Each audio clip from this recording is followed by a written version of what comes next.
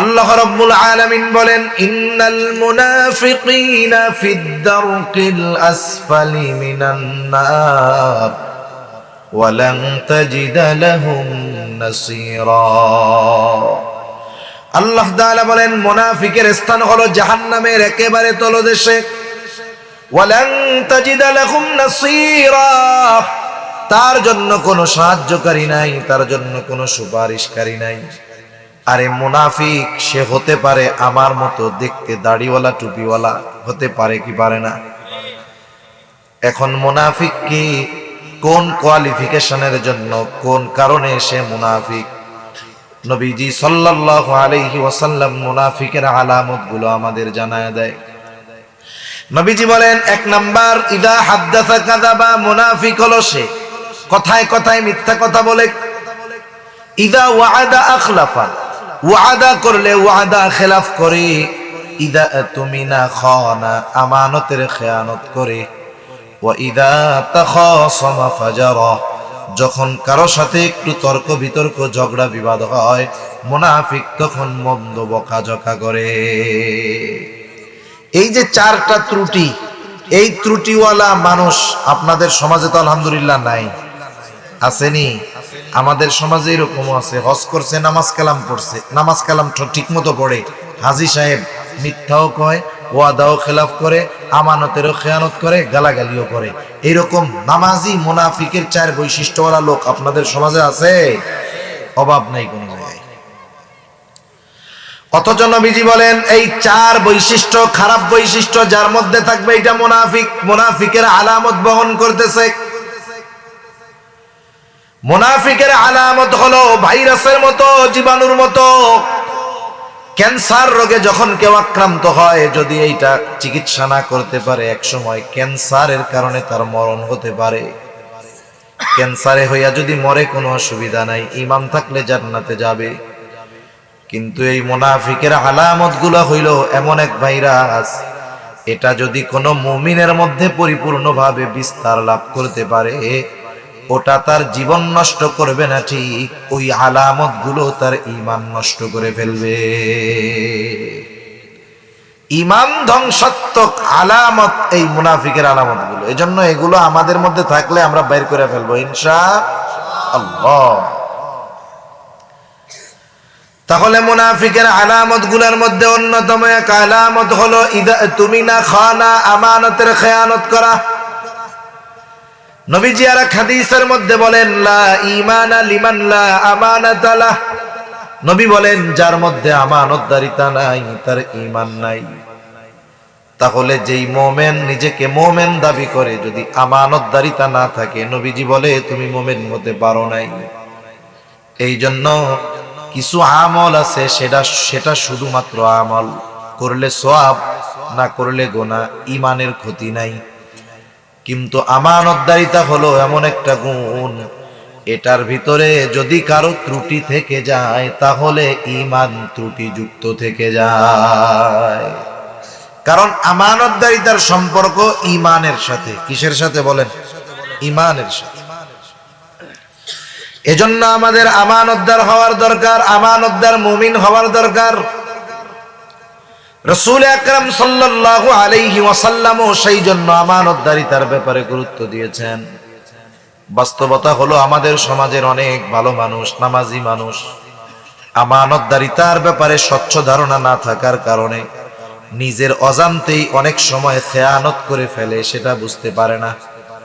কথার কথা মনে করেন একজন মানুষ, সে জানে না যে আগুনে হাত দিলে পুড়ে যাবে। কথার কথা সে জানে না যে আগুনে হাত দিলে পুড়ে যাবে, তার জানা নাই। এখন জানা না থাকুক, সে যদি হাত দেয়, আগুন কি বলবে? না, ওই ভাই তো আগুনে হাত দিলে পুড়ে যায়, জানে না, তাহলে এর আর পুড়ানোর দরকার নেই। জানুক আর না জানুক, হাত দিলেই কি হবে বলেন না? পুড়ে যাবে।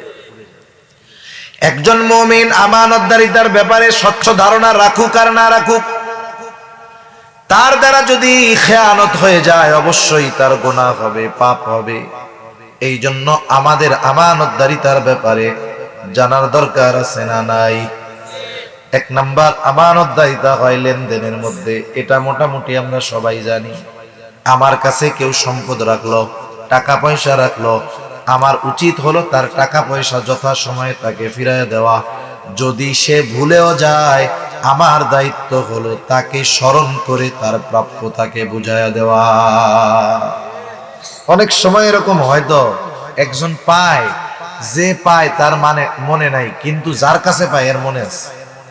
মনে করেন আমার মনে আছে যে উনি আমার কাছে টাকা পায়, আমি জিজ্ঞাসা করছি ভাই আমার কাছে টাকা পয়সা পান নাকি, উনি বলে যে না পাই না। এখন আমার তো মনে আছে পায়, এখন আমি মনে মনে চিন্তা করি উনার যেহেতু মনে নাই তাইলে মনে হয় দেওয়া লাগবে না, এটা খেয়ে ফেলানো যায় না। এই কাম করার সুযোগ আছে নাকি? আল্লাহ তাআলার নির্দেশ, তুমি হক ফিরাইয়া দিবা, তুমি হক ফিরাইয়া দিবা। যে পাবে তাকে বলে নাই যে চাইয়া নিবা, বরং যার কাছে পাবে তারে বলতেছে তুমি নিজ দায়িত্বে ফিরাইয়া দিবা। সেই জন্য লেনদেনের ক্ষেত্রে যদি কারো সম্পদ আমার কাছে থাকে, সেটা আমানতের হোক আর সাধারণ হোক, কারো টাকা পয়সা যদি আমার কাছে থাকে, কারো জমি জাতি যদি আমার কাছে থাকে, ফিরাইয়া দিব। খবরদার, আমাদের সমাজে অনেক সময় আছে বাবা মারা গেছে, ভাইয়েরা বোনদেরকে সম্পদ বঞ্চিত করে, আছে না নাই? মনে রাখবেন, আপনার কাছে বোনের যেই সম্পদ আছে এটা হক, বোন জানুক আর না জানুক আপনাকে নিজ দায়িত্বে ফিরাইয়া দিতে হবে।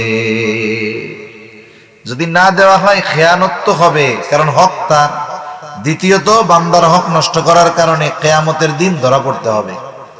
এজন্য দুনিয়াতে একটু কম খাওয়ার চেষ্টা করব। দুনিয়াতে কম খাইলাম, দুনিয়াতে একটু আরেকজনকে ছাড় দিলাম, আখেরাতে আল্লাহ তাআলা এই ছাড়ের বিনিময়ে আমাকে আপনাকেও ছাড় দিতে পারে কি পারে না? গ্রাম অঞ্চলগুলোয় কি হয়, আপনাদের এদিকে হয় কি জানি না, গ্রাম অঞ্চলগুলোর মধ্যে প্রতিবেশীর সাথে প্রতিবেশীর ভালো সম্পর্ক থাকার কথা ছিল। হাদিসের মধ্যে নবীজি বলেন, জিবরাইল আমাকে প্রতিবেশীর ব্যাপারে এতটা তাকিদ দিচ্ছিল, আউসিনি জিবরিলু বিল জার হাত্তা যানানতু আন্নাহু সাইওয়ারিসাহু। নবীজি বলেন, আমাকে জিবরাইল প্রতিবেশীর ব্যাপারে এতটা ওসিয়ত করতেছিল, এতটা গুরুত্ব দিচ্ছিল, আমি মনে করছিলাম যে প্রতিবেশীরে মনে হয় একসময় ওয়ারিশ বানায় দেওয়া হবে। ওয়ারিশ কারা হয় বলেন তো? আমি মারা যাওয়ার পরে যাদের আমার সম্পদের মধ্যে একটু হইলেও হক আছে, মূলত এরা হলো ওয়ারিশ, ঠিক না? যে এমন হতে পারে যে প্রতিবেশীকে ওয়ারিশ বানায় দেওয়া হবে, যে একজন মানুষ মারা যাওয়ার পরে প্রতিবেশীও তার কাছে কিছু সম্পদ পাবে। তাহলে প্রতিবেশীর সাথে সম্পর্কটা কত ভালো হওয়ার কথা ছিল না? কিন্তু আমাদের দেশে কি হবে জানেন? প্রতিবেশীর সাথে দ্বন্দ্ব বেশি। বেশিরভাগ সময় কি নিয়ে? বাড়ি ঘরের সীমানা নিয়ে গ্যাঞ্জাম লাগে বেশি। আপনাদের এলাকায় লাগে এগুলা? একজন কয় আমি তোমার ওইদিকে 2 ইঞ্চি পাই, আর একজনকে আমি তোমার ওইদিকে 2 ইঞ্চি পাই। এখন একজন যদি একটু জোর করে আপনার ওইখানে খায়, সে জুলুম করলো। আবার আপনি চিন্তা করতেছেন আমি 20 বছর ধরে এইটুক খাইয়া আসছি, এতকাল কিছু কও নাই, এখন মাপ টাপ দিয়ে কও যে আমার সীমানা আরো 2 ইঞ্চি এদিকে, আমি মানি না। জোর করে খাওয়াইয়া লোক আছে না নাই? আপনি যে এই যে জেনে শুনে খাইলেন, মাপার পরে আপনার হক যতটুক কমছে একটু মাইনা নিলেন না। আপনি দুনিয়া একটু জুলুম করে বেশি খাচ্ছেন, ঠিক, আখেরাতে তো ধরা পড়তে হবে। কিন্তু আপনি যদি একটু ছাড় দিতেন যে আরে কাগজে কলমের এটা তো আর লেখা নিয়ে যাইতে পারবে না। এখনের দলিলের সিস্টেম কি? দলিল যার নামে, দখল 100 বছর থাকলেও কাজ হবে না। জানেন নাকি নতুন আইন হয়েছে যে 100 বছর দখলে থাকলেও কাজ হবে না। আগে দখলের একটা পাওয়ার ছিল, জমি যার নামে মালিকানা তার, দলিল যার, জমি তার। একটু খাইতেছে বেশি, কিন্তু ওইটা তো আর নিয়ে যাইতে পারবে না। পারবে? অনেক সময় ধনী প্রতিবেশী গরিব প্রতিবেশীরা হাঁটার জায়গা দেয় না, আছে না নাই? একটু ছাড় দেন না দুনিয়ায়, ওরে একটু দুনিয়ায় চলার রাস্তা সহজ করে দেন না, আল্লাহ আপনার জান্নাতের রাস্তা সহজ করে দিতে পারে, ঠিক কিনা বলেন? এই যে ছোট ছোট বিষয় নিয়ে আমরা খাইতে চাই, একটু ছাড় দেই, একটু কম খাই, আরে বোনদের একটু বেশি দিয়া দেই, তাতে কি হবে? আল্লাহ আখেরাতে ছাড় দিবে। আর যদি খাই, আখেরাতে ধরা পড়তে হবে, নাজাত পাওয়া কঠিন হবে, ঠিক কিনা? এজন্য আমি মারা যাব এমন ভাবে, আমার নিয়ত থাকবে আমি এমন ভাবে মারা যাব যেন একটা মানুষ এসে এ কথা না বলতে পারে আমি ওনার কাছে এটা পাই, এনার কাছে আমার এই হক আছে।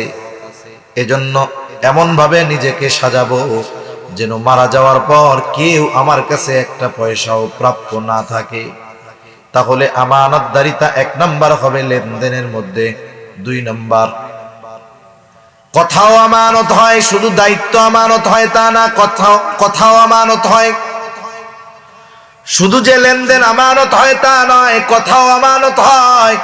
নবীজি সাল্লাল্লাহু আলাইহি ওয়াসাল্লাম বলেন, ইদা হাদ্দাসার রাজুলু সুম্মা ইলতাফাতা ফাহিয়া আমানাতুন। নবীজি বলেন, যখন একজন কারো কাছে কোনো কথা বলে আর এদিকে সেদিকে তাকায়, ডানে বামে তাকায়, নবীজি বলেন ওই যে কথাটা ডানে বামে তাকায়া বলল, যার কাছে বলল, ফাহিয়া আমানাতুন, ওই কথাটা তার কাছে আমানত হয়ে যায়। একজন আমার আপনার কাছে কোনো কথা বলছে, কথা বলার সময় ডানে বামে তাকাইছে। ডানে বামে তাকায় কেন? যেন ওরে কেউ না দেখে, ওর কথা কেউ না শুনে, শুধুমাত্র আপনি আমি যেন শুনি আর কেউ যেন না শুনে, এজন্যই তো তাকায় নাকি? কিন্তু আমাদের পরিস্থিতি পুরাই উল্টা, ব্যতিক্রম। কেউ যদি কোনো গোপন কথা আমার আপনার কাছে বইলা বলে যে, হুজুর আপনার কাছে এই কথাটা বললাম রে হুজুর, আপনি আর কারো কাছে কইেন না। এখন আমার কি হবে? আমি যতক্ষণ এই কথা আর একজনের কাছে না বলি, ততক্ষণ আমার পেটে আর কথা হজম হয় না। এই লোক আমার চোখের আড়াল হওয়ার আগে পাশের জনকে ডাক দিয়া বলি, এদিকে আসো। কি হইছে হুজুর? বলে, ওই যে লোকটা যায় চিনো? বলে, হ্যাঁ চিনি। আমার কাছে কি কথা বলছে জানো? বলে, না হুজুর আপনারে কইছে। আমারে কইছে নাকি?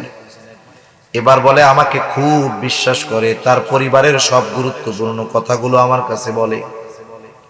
কি কইছে হুজুর? কয়, লোকটা খুব দুঃখে আছে, কারো কাছে বলতে মানা করছে, আমি শুধু তোমারে কইলাম, শোনো, এই লোকটার বউ তারে সকালে ফিরাইছে। এই কথাটা আমি তোমারই শুধু কইলাম, তুমি আর কাউরে কইও না। এখন বলেন তো, ওই লোকরে যে তার বউ পিটাইছে কথার কথা, এটা যদি সমাজের মানুষ জানে, সে লজ্জা পাবে না? লজ্জা পাবে কি পাবে না বলেন? এখন আমি হজম করতে পারি নাই, সে তো আমারে বিশ্বাস করে বলছে। কারণ কি, মানুষ যখন কষ্টে থাকে, যদি আর একজনরে না বলতে পারে, এই কষ্ট তার আরো বেশি হয় তার। কিন্তু যখন মন খুইলা একজনের কাছে নিজের কষ্টের কথা বলতে পারে, বুকটা একটু হালকা হয়, ঠিক কিনা?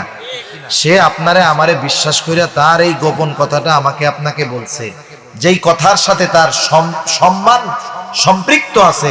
আমি করলাম কি, আর একজনরে কইলাম, আবার কি কইলাম, যে তুমি কিন্তু কারো কাছে কইও না। এখন ও মনে করবে, হুজুররেও তো বলছিল যে হুজুর কারো কাছে বইলেন না, হুজুর একজনের কাছে বলছে, তাইলে আমারও মনে হয় একজনের কাছে বলা জায়েজ আছে। ও জায়েজ মনে করে আর একজনরে বলবে যে, দেখ হুজুর আমারে খুব বিশ্বাস করে, অমকের ব্যাপারে এই কথা বলছে, অমকরে নাকি তার বউ পিটাইছে। আমি তোকে বললাম, তুই কিন্তু কাউরে কইস না। ও তো চিন্তা করবে, হুজুর তো ওকে কাউরে বলতে মানা করেছিল, আমার কাছেই শুধু বলছে, তাইলে আমিও মনে হয় একজনের কাছে কইতে পারবো। এইভাবে সকালের যেই কথা একজন একজনের কাছে বলে, শুধু বলে আমি তোমাকে বললাম, তুমি আর কাউরে বইল না, কিন্তু কথা পৌঁছায় গেছে 100 জনের কাছে। একটু বুঝে থাকলে জবাব দেন তো, এই জায়গায় খেয়ানত একটা আছে নাকি 100 হয়ে গেছে? অথচ আমি বললাম একজনের কাছে, কথা পৌঁছায় গেল 100 জনের কাছে। 100 জনের কাছে পৌঁছানোর জন্য দায়ী আমি। এই জন্য নবীজি এক হাদিসের মধ্যে বলেন, যখন কেউ কোনো ভালো কাজের সূচনা করে, ওই ভালো কাজ যতজন করে, যতদিন চলে, যতজন করবে, যতদিন চলবে, যে শুরু করছিল সবার ভালো কাজের থেকে সওয়াবের একটা অংশ তার আমলনামায় যোগ হবে, কারণ এই ব্যক্তির দ্বারা এই ভালো কাজের সূচনা হয়েছে। আবার যখন কারো দ্বারা কোনো মন্দ কাজের সূচনা হয়, ওই মন্দ কাজ দুনিয়ায় যতদিন চলবে, যতদিন করবে, সকলের থেকে গোনাহ ওই শুরু যে করছে তার আমলনামায় যোগ হয়ে যায়। নবীজি এরপরে বলেন, এই পৃথিবীর ভিতরে যত অন্যায় হত্যাকাণ্ড ঘটে, একটা হলো শাস্তির কারণে হত্যাকাণ্ড, ফাঁসি দেওয়া, সেটা ভিন্ন। অন্যায়ভাবে যত হত্যাকাণ্ড ঘটবে, সব হত্যাকাণ্ডের গোনা আদম আলাইহিস সালামের প্রথম হত্যাকারী সন্তানের আমলনামায় যোগ হয়ে যাবে। কেন? কারণ এই পৃথিবীতে সর্বপ্রথম অন্যায়ভাবে হত্যাকাণ্ড তার মাধ্যমে সংগঠিত হয়েছে, ঠিক কিনা বলেন? এখন আপনি কথা হজম করতে না পাইরা একজনের কাছে যেই বললেন, যতজন পর্যন্ত যাবে সবার গুনাহ এই প্রথম জনের আমলনামায় এসে যোগ হবে। নাউজুবিল্লাহ। এজন্য কথা হজম করতে শিখবো আমরা। কথা কি করতে শিখবো? আবার সব কথা হজম করতে হয় না, কিছু কথা না কইলেও তো বিপদ। এখন মনে করেন আমি তো হাদিস শুনাইলাম যে ইদা হাদ্দাসার রাজুল সুম্মাল তাফাতা ফাহিয়া আমানাতুন, যখন কোনো মানুষ কথা বলে আর এদিক সেদিকে তাকায় ওইটা আমানত, কারো কাছে বলা যাবে না। এখন না বুঝা শুই না একজন মুরব্বী একজন এই কথা শুই না বাড়ির দিকে যাইতেছে রাত 2টা, এই রাত 2টার সময় তো দুই ধরনের লোক থাকে, একদল ইবাদতের জন্য ওঠে আর একদল চুরি করার জন্য ওঠে, ঠিক কিনা বলেন? এখন চোর মুরব্বীরে দেখছে, চোরও মনে করেন এখান থেকে ওয়াজটা শুনে গেছে, এবার চাচারে বলতেছে চাচা কি ওয়াজ শুনলেন? কই হুজুর তো এই ওয়াজ করছে যে কথাও আমানত, যদি কেউ ডানে বামে তাকায় কোনো কথা বলে সেই কথা আমানত, কারো কাছে বলা টলা যাবে না। চোর এবার বলতেছে চাচা, এবার বলে আর ডানে বামে তাকায় তাকায় বলে চাচা আমি আজকে কিন্তু আপনার পাশের বাড়ি চুরি করবো। এখন চাচা তো বিপদে পড়ে গেছে, হুজুর কি ওয়াজ করলো? চোর তো ডানে বামে তাকায় বলছে যে আমি চুরি করব, আর হুজুর বলছে ডানে বামে তাকায় কথা বললে সেটা আমানত বলা যাবে না। এখন যদি এই কথা আমি না কই তাইলে আমার পাশের বাড়ি চুরি হয়, আর যদি বলি তাইলে তো আমার খেয়ানতকারী হয়ে যেতে হয়, বিপদ আছে না নাই? কিন্তু বিষয়টা বুঝতে হবে যে কোন কথা গোপন রাখতে হবে, কোন কথা প্রকাশ করে দিতে হবে, এটা একজন সুস্থ মস্তিষ্কের মানুষ এমনিই বুঝতে পারে, ঠিক কিনা বলেন? যে কথা বললে মানুষের ক্ষতি হবে, ইসলামের ক্ষতি হবে, দেশের ক্ষতি হবে, এলাকার ক্ষতি হবে, ওইটা বইলা দেওয়া জরুরি।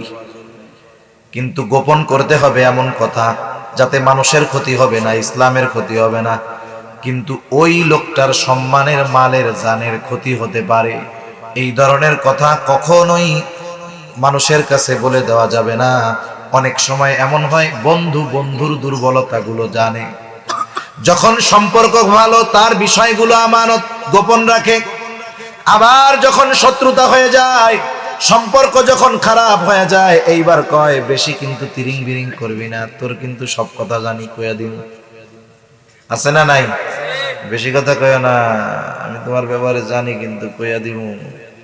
এখন বলেন তো, শত্রু যদি আমানত রাখে, শত্রুর আমানত খেয়ানত করা যাবে? আমার আপনার নবী কেমন নবী? শত্রুর আমানতের হেফাজত নবীজি করেছেন। এই জন্য নবীর নাম মক্কার কাফেররা দিয়েছিল আল আমিন আস-সাদিক, আমানতদার, বিশ্বস্ত, সত্যবাদী। আরে নবীজি যখন আবু তালেব দুনিয়া থেকে চলে গেছে, খাদিজাতুল কুবরা দুনিয়া থেকে চলে গেছে, কাফেররা সব গোত্রের মানুষদেরকে নিয়ে একত্রিত হয়ে পরামর্শ করেছে, এখন তো আবু তালেব নাই, আমাদের আর কেউ বাধা দিতে পারবে না, আমাদের রাস্তা ক্লিয়ার, এবার আসো আমরা মুহাম্মদকে দুনিয়া থেকে বিদায় করে দেই। চূড়ান্ত সিদ্ধান্ত হলো নবীজিকে তারা হত্যা করে ফেলবে।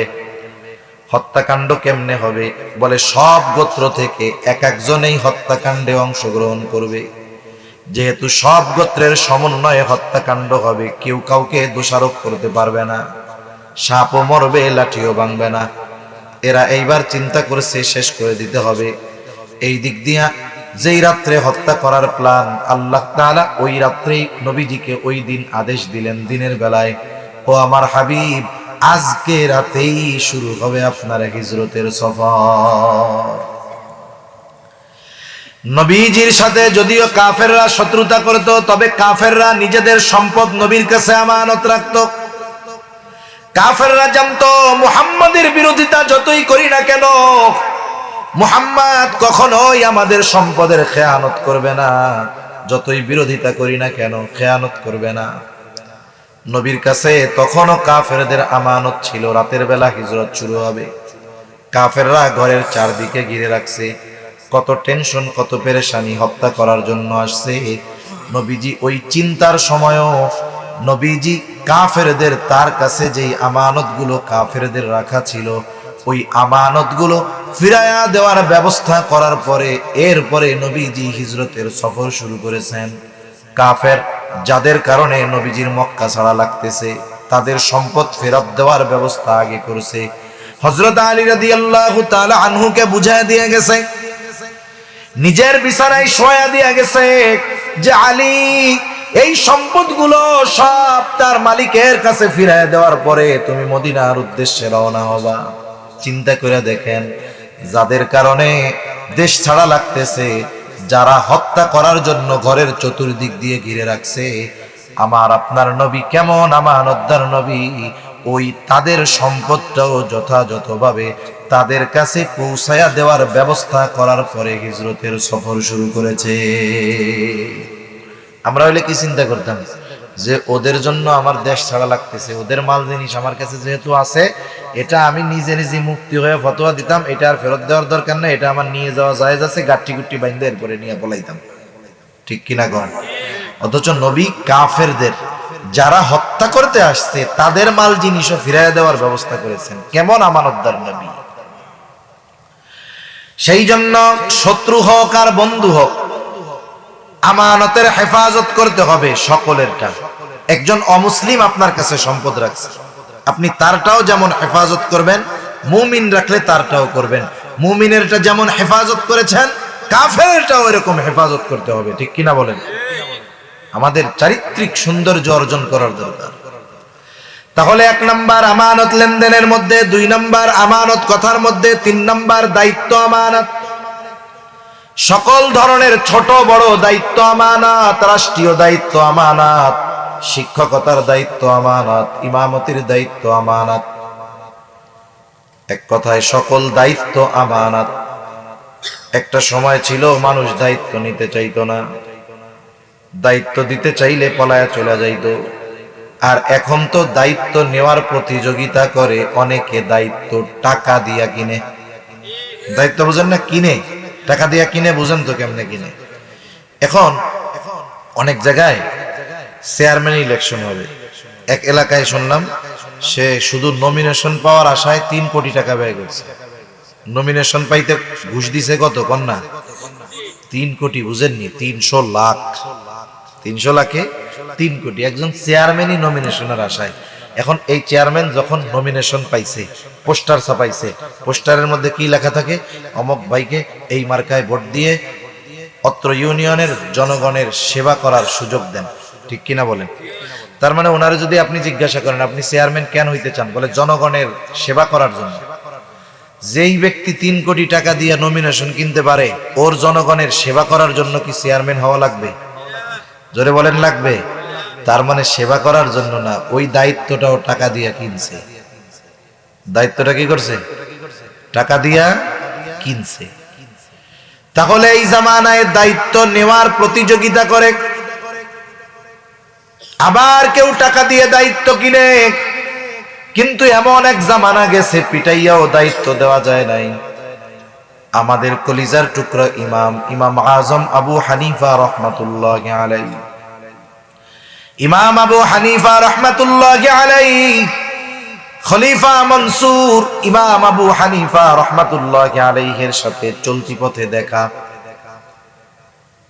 জামানার সবচাইতে বড় আলেম, সবচাইতে বড় মুহাক্কিক ব্যক্তি ইমাম আবু হানিফা। খলিফা মনসুর ইমাম আবু হানিফাকে একটা প্রস্তাব দিলেন, ও ইমাম, প্রধান বিচারকের আসন খালি, আপনি প্রধান বিচারপতির দায়িত্ব গ্রহণ করেন। প্রধান বিচারপতির দায়িত্ব। মানুষের সামনে খলিফা ইমাম আবু হানিফাকে প্রস্তাব দিল। ইমাম আবু হানিফা সাথে সাথে খলিফার এই প্রস্তাবকে ফিরাইয়া দিছে, বলছে যে আমি এটা পারবো না। বলেন তো, খলিফা প্রস্তাব দিল, ইমাম আবু হানিফা সাথে সাথে প্রস্তাব ফিরাইয়া দিল। খলিফার একটু ইগোতে লাগছে, আত্মসম্মানে লাগছে যে আমার মতো এমন মহান ব্যক্তিত্ব প্রস্তাব দিছে, সেটাকে ফিরাইয়া দিল মুখে মুখে। রাগে ক্ষোভে খলিফা তার হাতের চাবুক দিয়া ইমাম আবু হানিফার গায়ে একটা বাড়ি মেরে দিল। খলিফা মনসুর রাজপ্রাসাদে ফিরে গেছে। খলিফা মনসুরের চাচা বলে, ও মনসুর, তুমি কাজটা ভালো করো নাই, ইমাম আবু হানিফার গায়ে চাবুক দিয়ে আঘাত করেছো, কাজটা তুমি ভালো করো নাই। অনেক সময় আছে মানুষ রাগের মাথায় এমন কাজ করে বসে যে ওই সিদ্ধান্তের পরে রাগের মাথায় সিদ্ধান্ত নেওয়ার কারণে পরবর্তী গোটা জীবন তাকে আফসোস করতে হয়। একটা জিনিস আমরা মনে রাখবো সবাই, আমরা রাগ মাথায় কখনো, তাহলে রাগ দূর হয়ে যাবে। কারণ রাগের মাথার সিদ্ধান্ত অধিকাংশ সময় পস্তানোর কারণ হয়। ঠিক কিনা বলেন? যেমন আমাদের দেশে বিবাহ বিচ্ছেদ ঘটে, তালাকের ঘটনা ঘটে, ঘটে না এরকম?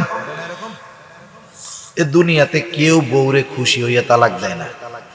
মনে করেন একজনের বউ খুব মজা কইরা আখনি রান্না করছে, বিরিয়ানি রান্না করছে, একেবারে কাচ্চি ডাইন মাইন ফেল, এমন মজা হইছে, খুশির ঠেলায় কি ওই লোক বলবে যে তোমার রান্না আজকে খুব মজা হইছে, যাও তোমার 14 গোষ্ঠী ধরে দিয়া দিলাম?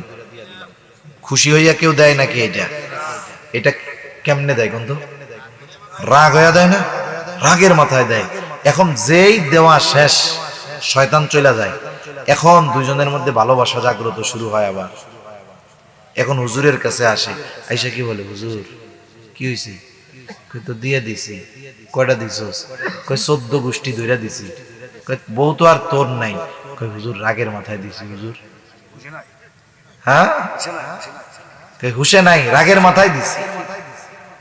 আরে এই কাম তো মানুষ খুশি হইয়া করে না, রাগের মাথায় করে, ঠিক কিনা বলেন? এজন্য রাগের মাথায় আমরা কখনো কোনো সিদ্ধান্ত নিব না। এটা জীবনের মূলনীতির মধ্যে রাখবো আমরা। অধিকাংশ ক্ষেত্রে রাগান্বিত অবস্থার সিদ্ধান্ত ভুল হয়, এটা আমরা কখনো করব না। খলিফা মনসুর ওই সময় তো রাগে চাবুক দিয়ে আঘাত করেছে, এখন তো রাগ নাই। চিন্তা করতেছে, নিজের মধ্যে অনুতপ্ততা কাজ করতেছে, আসলে কাজটা ঠিক হয় নাই। তিনি তো খলিফা, নিজে গিয়ে মাপ চাইবেন, আবার লজ্জাও লাগে। খলিফা এবার নিজের সবচাইতে বিশ্বস্ত মানুষটাকে দায়িত্ব দিলেন যে তুমি একটু ইমাম আবু হানিফার কাছে গিয়ে আমার পক্ষ থেকে ক্ষমা চাইবা। সাথে সাথে এক থলে স্বর্ণ মুদ্রা ওই লোকের হাতে দিয়ে বলতেছে, ইমাম আবু হানিফাকে গিয়ে বলবা যে এটা খলিফা আপনাকে হাদিয়া দিয়েছে, আর আপনি যদি এই হাদিয়াটা গ্রহণ করেন তবেই খলিফা নিশ্চিত হবে আপনি তাকে ক্ষমা করছেন। লোকটা চলে গেল ইমাম আবু হানিফার কাছে, গিয়া সালাম বিনিময়ের পরে বলতেছে যে খলিফা তার ওই আচরণের জন্য লজ্জিত, দুঃখিত। তিনি লজ্জায় আপনার কাছে আসতেছেন না, আমাকে পাঠিয়েছেন আপনার কাছে ক্ষমা চাওয়ার জন্য। ইমাম আবু হানিফা রহমাতুল্লাহি আলাইহি নববী সিফতে যার মধ্যে ভরা, নবীর একটি গুণ হলো নবীর মহানুভবতা। নবীজির মধ্যে ছিল ক্ষমার সাগর।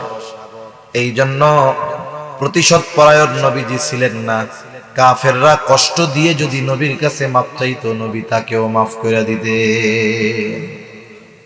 ইমাম আবু হানিফা তো ওই নববী গুণে গুণান্বিত, যে মাফ চাওয়ার কথা বলছে ঠিক আছে মাফ করে দিলাম।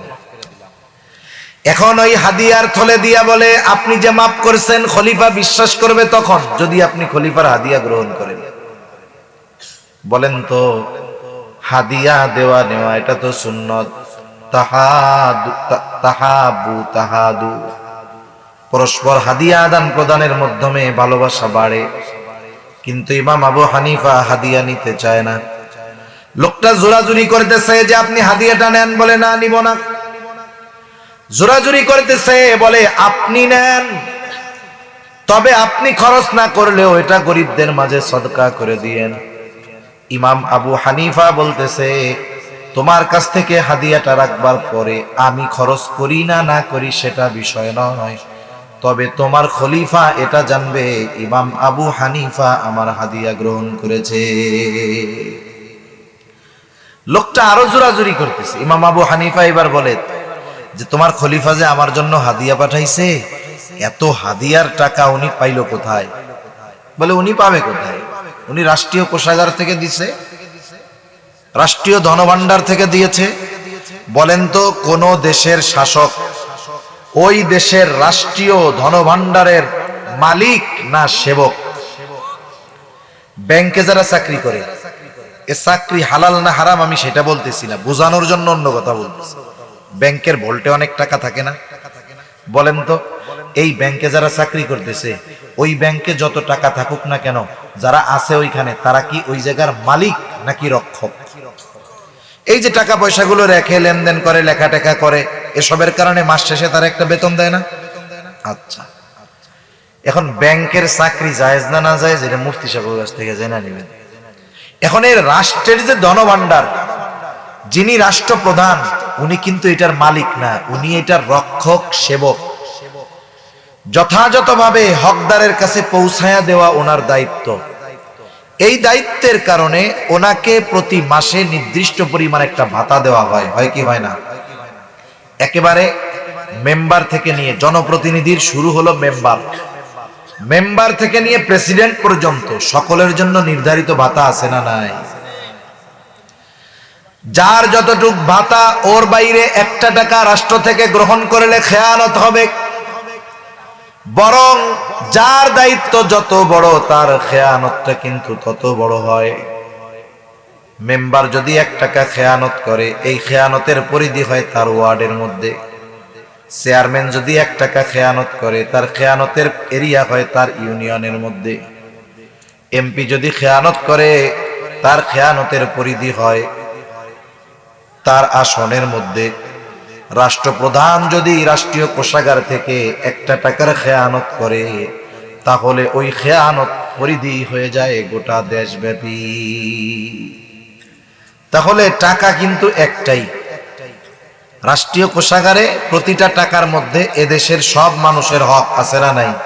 তাহলে ওখান থেকে যদি কেউ 1 টাকা চুরি করে, তাহলে সারা বাংলাদেশের মানুষের হক সে নষ্ট করলো।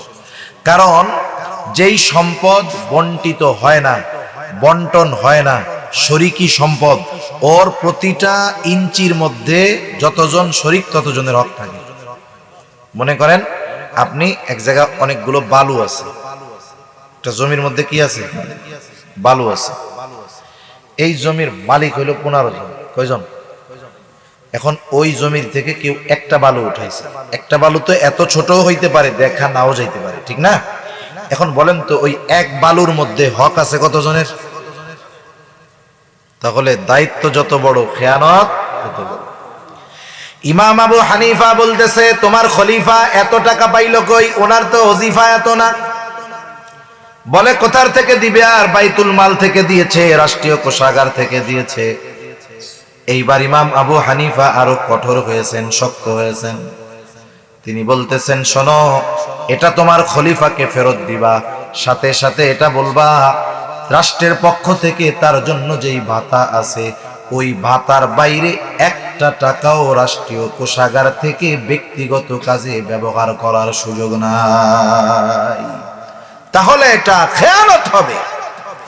ওই লোক অনেক সময় ধরে তেল মারছে, তো ইমাম আবু হানিফার কাজ হয় নাই। এবার রাগে চলে গেছে, গিয়ে ইমাম আবু হানিফা যা বলছে এটাকে আরো তেল মশলা মাখাইয়া সুন্দর মতো খলিফার কাছে বলছে। খলিফা তো আরো মেজাজ গরম, যে এত বড় কথা আমাকে বলছে। এখন বলতেছে, যাও এখনই ইমাম আবু হানিফাকে আটক করো, জেলখানার মধ্যে বইরা দাও। কত বড় সাহস! প্রহরীরা গিয়া ইমাম আবু হানিফাকে আটকায়া জেলখানার মধ্যে ভরে দিল। ঐতিহাসিকেরা লিখতেছে, ইমাম আবু হানিফাকে চাবুক দিয়ে আঘাত করা হইতো, আর বলা হইতো, ইমাম ছেড়ে দেওয়া হবে, কোনো অসুবিধা নাই, শুধুমাত্র প্রধান বিচারকের দায়িত্ব গ্রহণ করতে হবে। ইমাম আবু হানিফা চাবুকের বাড়ি খাইতেছে, তবু আর দায়িত্ব গ্রহণ করে না। ঐতিহাসিকদের থেকে 2টা মত পাওয়া যায়। একটা হলো, একটা সময় খাবারের সাথে বিষ প্রয়োগ করে ইমাম আবু হানিফাকে শহীদ করে দেওয়া হলো। আর একটা হলো, উনি যখন প্রচন্ড রকমের অসুস্থ হয়ে গেলেন জুলুম অত্যাচারের কারণে, ইমাম আবু হানিফাকে বাড়িতে পাঠায় দেওয়া হলো। আফসোসের ব্যাপার দেখেন, এ দুনিয়াতে যারা হকের উপরে থাকে, সত্যের উপরে থাকে, যারা একটু হকের ব্যাপারে অটল অবিচল, এদেরকে যুগে যুগে জালেমের জুলুম নির্যাতনের শিকার হতে হয়। এজন্য জেলে শুধু খারাপ মানুষ যায় তা না, জেলে 2 ধরনের মানুষ যায়। কয় ধরনের? জোরে বলেন, কয় ধরনের? হয়তো জামানার শ্রেষ্ঠ সন্তানগুলো আর জামানার সবচেয়ে নিকৃষ্ট সন্তানগুলো। এখন আমাদের বাংলাদেশের জেলেও 2 ধরনের মানুষ আছে। একটা হলো এই জামানার আমাদের দেশের সবচাইতে শ্রেষ্ঠ, হকের উপরে সবচাইতে যারা অটল অবিচল তারা আছে, আর সবচাইতে বড় বড় বাটপাড়ার সিটিং বাজার আছে। ঠিক কিনা বলেন? সেজন্য বলেন জেলখানায় শুধু বেশি খারাপ মানুষ যায় না বেশি ভালো মানুষেরও যাওয়া লাগে? তাহলে আমরা মনে রাখবো, কখনোই আমরা এটা মনে করব না যেই সব ওলামায়ে কেরাম জেলে গেছে, জেলে আছে, অতীতে গেছে, ভবিষ্যতে যাওয়া লাগতে পারে, এরা মনে হয় চুরি দুর্নীতি ছিনতাই এই সব কারণে গেছে নাকি? সত্যের উপরে থাকার কারণে গেছে, দেশকে ভালোবাসার জন্য গেছে, ইসলামের পক্ষে থাকার কারণে গেছে, ঠিক কিনা বলেন? আর ইমাম আবু হানিফার মতো মানুষের জেলে যাওয়া লাগছে।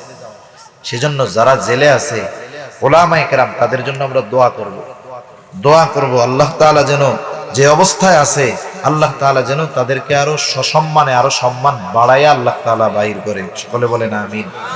আমরা দেখতেছি তো যারা জেলখানায় মাজলুম হয়ে জেলে যায়, একটা হলো জালেম জুলুম করে জেলে গেছে, সেটা ভিন্ন, ওটা তো শাস্তি। আর যে মাজলুম, যে জেলে যায় মাজলুম হইছে, জালেম না, যারে জোর কইরা অন্যায় ভাবে নেওয়া হয়েছে, ওরে জেলে নেওয়ার পরে ও যখন বের হয়, যাওয়ার আগে যে সম্মান ছিল তার চাইতে বহুগুণ বাড়ায় দেয় কে? আরো জোরে বলেন না, বাড়ায় দেয় কে? আল্লাহ তাআলা বাড়ায় দেয়, সম্মান ইজ্জত আরো বাড়ায় দেয়। ইমাম আবু হানিফা রাহমাতুল্লাহি আলাইহি কে গৃহবন্দী করে ফেলা হলো যখন উনি প্রচন্ড অসুস্থ। ওই গৃহবন্দী অবস্থায় ইমাম আবু হানিফা দুনিয়া থেকে বিদায় নিয়ে গেলেন। ওনার শাগরেদরা জিজ্ঞাসা করেছে, হুজুর এত জুলুম এত অত্যাচার সহ্য করলেন, অথচ প্রধান বিচারকের দায়িত্ব পালন করার জন্য যেই যোগ্যতা যেই জ্ঞান আল্লাহ তাআলা সব আপনাকে দিয়েছে, সর্বোচ্চ যোগ্য হওয়ার পরেও কেন আপনি এই দায়িত্ব গ্রহণ করলেন না? ইমাম আবু হানিফা বললেন, শোনো, আমি যেই দায়িত্ব নেই নাই সেই দায়িত্বের ব্যাপারে আল্লাহ আমাকে জিজ্ঞাসা করবে না, কিন্তু আমি যদি প্রধান বিচারকের দায়িত্ব নিতাম, বিচার কার্য পরিচালনা করতে গিয়ে কারো উপরে যদি বেইনসাফি হয়ে যাইত, কিয়ামতের দিন এই দায়িত্বের খেয়ানতের কারণে আমাকে খেয়ানতের বোঝা নিয়ে আল্লাহর সামনে উপস্থিত হওয়া লাগতো। আবু দাউদের হাদিস, নবীজি সাল্লাল্লাহু আলাইহি ওয়াসাল্লাম বলেন, আমাদের কাউকে যখন কোনো দায়িত্ব দেওয়া হয়, কেউ যদি ওই দায়িত্বের সুচ পরিমাণ খেয়ানত করে, কি পরিমাণ কোন? সুচ চিনেন? নবী বলেন এই সুচ পরিমাণ খেয়ানত যদি কেউ করে, কিয়ামতের দিন ওই লোকটাকেও খেয়ানতের বোঝা নিয়ে আল্লাহর সামনে হাজির হতে হবে। এজন্য আমাকে আপনাকে যখন কোনো দায়িত্ব দেওয়া হবে, দায়িত্বটা আমানতদারিতার সাথে পালন করব তো ইনশাআল্লাহ। তাহলে দায়িত্ব হয় আমানত। 4 নাম্বার, জানমাল আমানত। ও বাবা, 1টা বাজে গেছে, আর 10-15 মিনিটের মধ্যে শেষ করে, 10 মিনিটের মধ্যে শেষ করে দেব। জানমাল আমানত, সন্তান সন্ততি আমানত।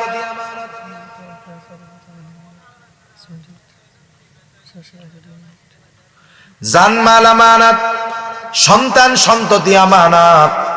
আমার আপনার এই অঙ্গ প্রত্যঙ্গ গুলো আমানত। আল্লাহ তাআলা বলেন, ইয়ালামু খাইনাতাল আয়ুন ওয়া মা তুখফিস সুদূর।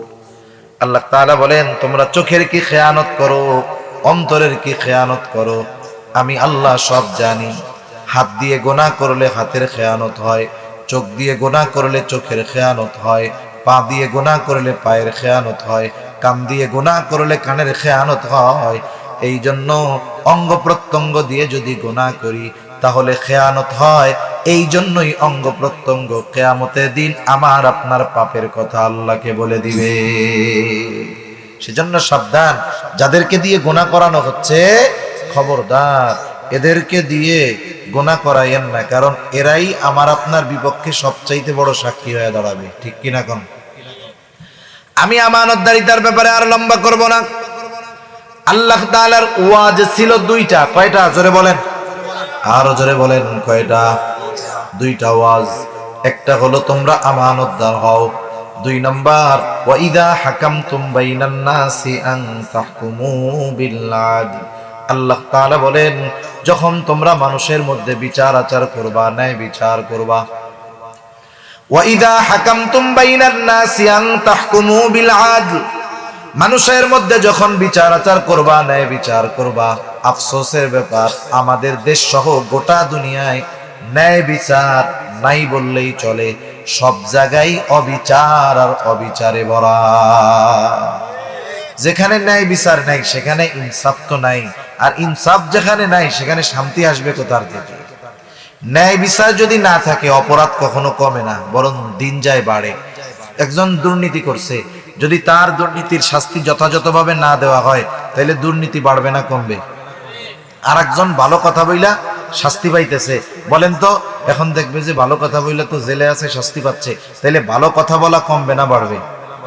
ভালো কাজ করে এখন শাস্তি পাইতে হয়, মন্দ কাজ করে আরামসে ঘুরে বেড়ায়, অবিচারের কারণে।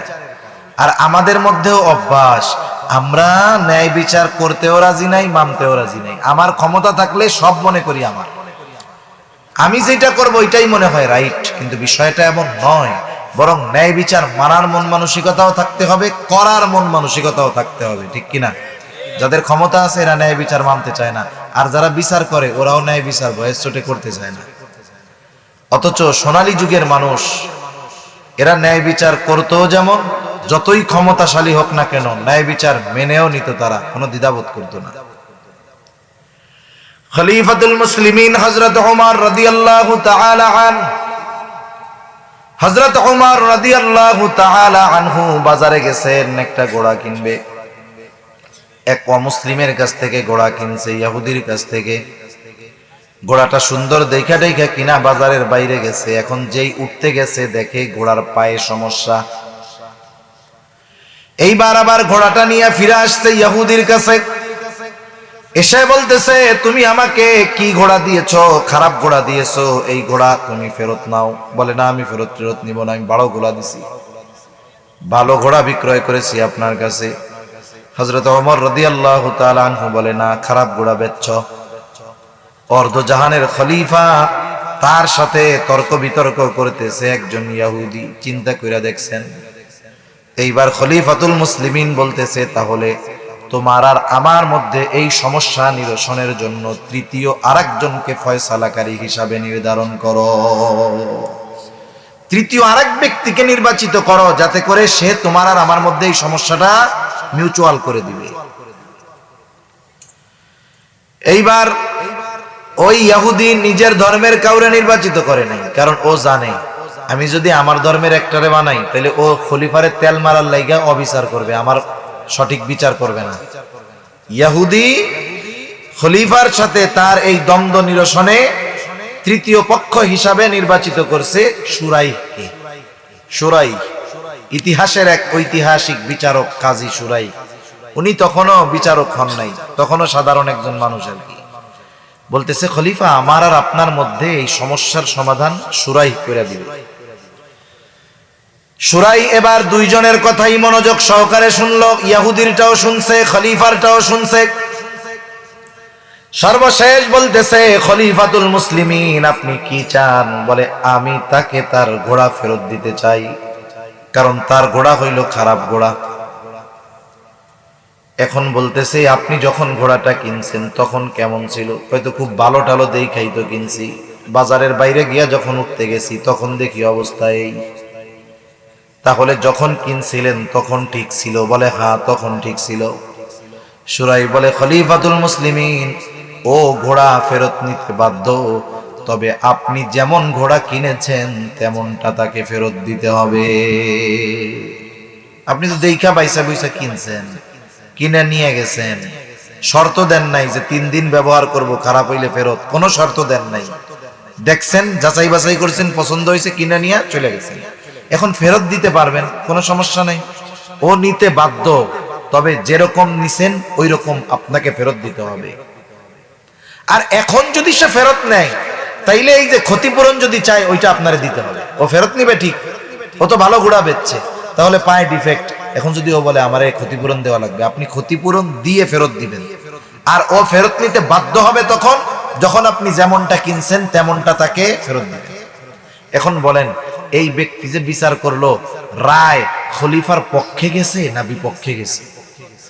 আমাদের দেশে কোনো বিচারক যদি বিচার করে প্রধানমন্ত্রীর বিরুদ্ধে যদি যায়, ওরে তো একেবারে টুস করে টোকা দিয়ে আমেরিকা পাঠায় দেওয়া হবে, ঠিক কিনা বলেন? অবস্থাটা চিন্তা করেন। খলিফাতুল মুসলিমিন ওমর রাদিয়াল্লাহু তাআলা আনহু চুপ। একটু পরেই বলতেছে সুরাই, এটাই ন্যায় বিচার, এটাই ন্যায় বিচার, এটাই ন্যায় বিচার। ন্যায় বিচারের কারণে আমাদের দেশ সহ গোটা দুনিয়ায় তিরস্কৃত হতে হয়। ন্যায় বিচার করলে চাকরি চলে যায়, প্রমোশন হয় না। আর খলিফাতুল মুসলিমিন এই যে ন্যায় বিচার রায় তার বিরুদ্ধে গেছে, পুরস্কার কি দিলেন? ওই সময় বলতেছে সুরাই, তুমি আজই কুফায় চলে যাও, কুফার প্রধান বিচারকের আসন খালি। খলিফাতুল মুসলিমিন শিলমোহর দিয়া চিঠি দিয়া পাঠায় দিলেন সুরাইকে দিয়া, যে আজ থেকে আমি কুফার প্রধান বিচারক হিসাবে সুরাইকে নিযুক্ত করলাম। দীর্ঘ হায়াত পাইছে কাজী সুরাই। ওমর রাদিয়াল্লাহু তাআলা আনহুর সময়, ওসমান রাদিয়াল্লাহু তাআলা আনহুর সময়, আলী রাদিয়াল্লাহু তাআলা আনহুর সময়, আমিরে মুআবিয়া রাদিয়াল্লাহু তাআলা আনহুর সময়, ওই সময়গুলোতে উনি প্রধান বিচারকের দায়িত্ব পালন করেছে। সুবহানাল্লাহ। তাহলে ন্যায় বিচার করারও মন মানসিকতা ছিল, মেনে নেওয়ারও মন মানসিকতা ছিল। কিন্তু আফসোস, আমাদের বিচারকদেরও ন্যায় বিচার করার মন মানসিকতা নাই, আর আমাদেরও ন্যায় বিচার মেনে নেওয়ার মতো মন মানসিকতা নাই। কিন্তু এই অবিচার যদি চলতে থাকে, শান্তি আসবে? সেজন্য বিচারের ক্ষেত্রে আপনি যদি বিচারক হন, বিচারক যে শুধু জজ কোর্টের, হাইকোর্টের হয় তা না। অনেক সময় আমাকে আপনাকে দুইজনের মধ্যে দ্বন্দ্ব নিরসনে তৃতীয় পক্ষ বিচারক হিসাবে মানা হয়। হয় কি হয় না? ঘরে হোক, বাইরে হোক, সমাজে হোক, রাষ্ট্রে হোক, যে জায়গায় আপনাকে ফয়সালাকারী হিসাবে নির্ধারণ করবে, ইনসাফের সাথে, ন্যায় পরায়ণতার সাথে ন্যায় বিচারটা করতে হবে, ঠিক কিনা? এর সবচাইতে বড় উপমা মুহাম্মদুর রাসূলুল্লাহ সাল্লাল্লাহু আলাইহি ওয়াসাল্লাম রেখে গেছে। একটা হাদিস শুনাই আমি আলোচনা শেষ করে দিব। কুরাইশ বংশ, কুরাইশ বংশের তিনটা শাখা। কয়টা শাখা? কুরাইশ বংশের তিনটা শাখা, প্রসিদ্ধ বেশি। একটা হলো হাশেমি, একটা উমাইয়া, আর একটা হলো মাখজুম। কুরাইশ বংশের হাশেমি গোত্রে জন্ম নিয়েছে আমার আপনার নবী মুহাম্মদুর রাসূলুল্লাহ সাল্লাল্লাহু আলাইহি ওয়াসাল্লাম। এই কুরাইশ বংশের একটা শাখা হাশেমি। তাহলে কুরাইশ বংশের একজন মহিলা, এই হাশেমি গোত্রের মহিলা, সে চুরি করছে। ইসলামে চুরির শাস্তি হলো হাত কেটে দিতে হবে। কি করতে হবে? হাত কেটে দিতে হবে। এখন প্রমাণিত হয়ে গেছে যে এই মহিলা চুরি করছে। মসজিদে নববীর মধ্যে সবাই উপস্থিত, ওই মহিলার হাত কাটা হবে। নবীজি হুজরার ভিতরে, রুমের মধ্যে। সাহাবায়ে কেরাম তো মহিলারে চিনছে, যেহেতু মাখজুম গোত্রের মহিলা, কুরাইশ বংশের, তাইলে নবীর বংশের মহিলা। নবীর বংশ আর মাখজুম বংশ এক, গোত্র আলাদা। এখন চিন্তা করতেছে, নবীর বংশের একজন মহিলা যদি চুরির কারণে হাত কাটা যায়, তাইলে এই কাফেররা, ইহুদিরা বলবে, দেখ চোরের বংশ। বুঝেন নাই? কোন গোত্রে, কোন বংশে কেউ যদি কোনো অপরাধ করে, চুরি করে, এই অপরাধের দায়ভার তার। কিন্তু কিছু মানুষ আছে, দুষ্টু মানুষ, তখন কি বলে? বলে, ও কোন বংশে? চোরের বংশের লোক। তোমাকে বংশের লোক তো এরকম চুরি টুরি করে বেড়ায়। যে চুরি করছে অপরাধ তার, অন্যকে ওই চুরির ব্যাপারে কিছু বলার সুযোগ ইসলাম দেয় নাই। এই জন্য এই বিষয়গুলো আমরা স্বাভাবিক সাবধানতার সাথে দেখব। যে এক বংশের একজন চুরি করছে, এখন ওই বংশের আর একজন ভালো মানুষ, তারে কি কয়? ও তুমি চোরের বংশের লোক। এরকম বলা ঠিক না, যাবে না, গুনাহ হবে, আরো অপবাদ দেওয়া হবে না। কারণ ও তো চুরি করে নাই, চুরি তো করছে ও। তাহলে একে আপনি যখন বললেন, তখন এটা অপবাদ হইল না? ও তো চুরি করে নাই। ইসলাম থাকলে একেবারে 80টা বেতের বাড়ি টুস টুস করে মেরে দেওয়া হইত। কয়টা বাড়ি? অপবাদের শাস্তি 80টা বেতরাঘাত। এখন সাহাবায়ে কেরাম চিন্তা করতেছে, ইহুদিরা তো এরকম বলা বলি করবে, আর নবীজিও মনে হয় জানে না কুরাইশ বংশের মহিলা, তাইলে মনে হয় শাস্তি একটু হালকা টালকা করে দিত, হাত টাত কাটতো না। এখন নবীজিরে জানানোর দরকার যে যেই মহিলা চুরি করছে কুরাইশ বংশের। এখন কেমনে বলবে? নিজেরা বলতে ভয় পাইতেছে।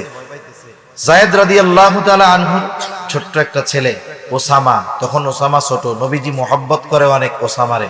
ওসামাকে সাহাবায়ে কেরাম শিখাইয়া দিছে, ওসামা তুমি নবীজির কাছে গিয়ে, তোমার নানার কাছে গিয়ে বলবা যেই মহিলা চুরি করছে ওই মহিলা হলো কুরাইশ বংশের মহিলা। ছোট বাচ্চা যা শিখাইয়া দিছে, যাইয়া বাবার কাছে, নবীজির কাছে তাই বলছে।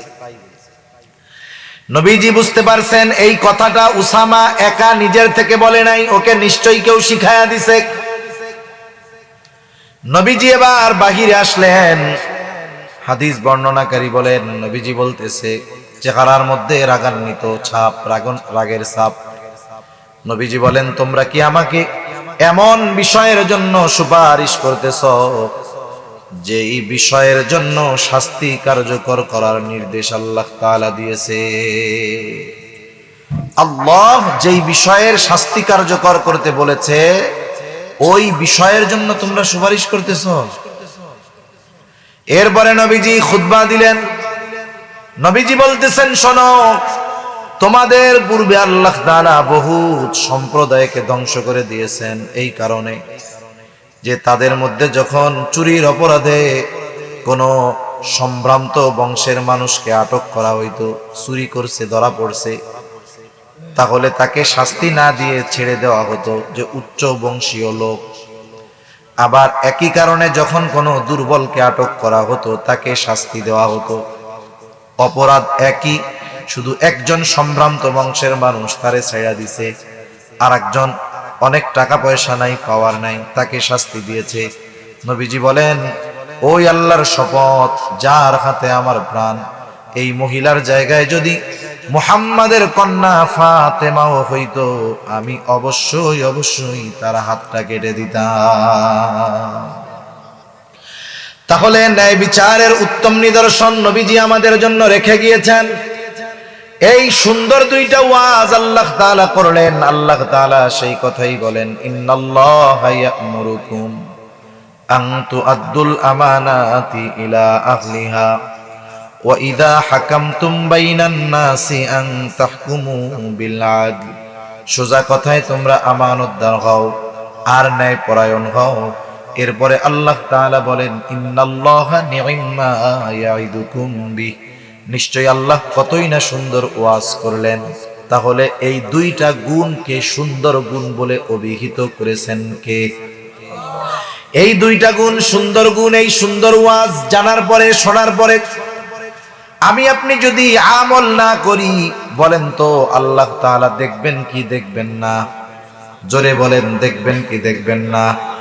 এই দুই গুণ নিয়ে যদি কোনো সমালোচনা করি, এই ওয়াজ নিয়ে যদি কোনো আলোচনা করি, আল্লাহ তাআলা শুনবেন কি শুনবেন না? জোরে বলেন, শুনবেন কি শুনবেন না? এই কথাই কেমন যেন আল্লাহ তাআলা বলে, বান্দারে, এত সুন্দর দুইটা ওয়াজ করলাম, এই ওয়াজ দুইটার উপরে তোমরা আমল করো কি করো না আমি আল্লাহ সেটা দেখি। আর এই দুই ওয়াজ নিয়ে তোমরা কি আলোচনা সমালোচনা করো আমি আল্লাহ সেটাও শুনি। কেন? আল্লাহ তাআলা বলেন, ইন্নাল্লাহা কানা সামিআন বাসীরা, কারণ আল্লাহ তাআলা হলেন সর্বশ্রোতা সর্বদ্রষ্টা। তিনি সবকিছু দেখেন, তিনি সবকিছু শুনেন। এজন্য আমরা প্রত্যেকে আমানতদার হব। জোরে বলেন ইনশাআল্লাহ। আমরা ন্যায় পরায়ণ হব, বলেন ইনশাআল্লাহ। কোনো সময় অবিচার করব না, আমানতের খেয়ানত করব না। আল্লাহ আমাদের সকলকে এই দুই গুণে গুণান্বিত হওয়ার তৌফিক দান করুন। জোরে বলে আমিন।